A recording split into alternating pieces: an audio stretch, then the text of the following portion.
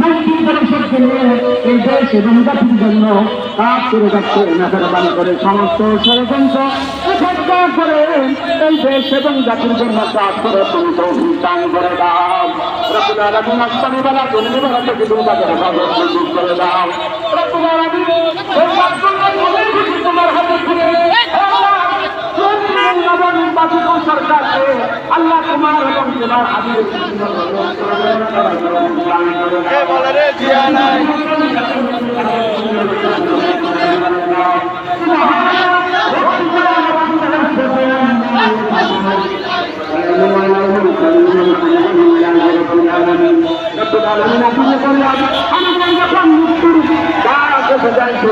আমাদের প্রধানমন্ত্রী জারি করে দিয়ে আমাদের কারণ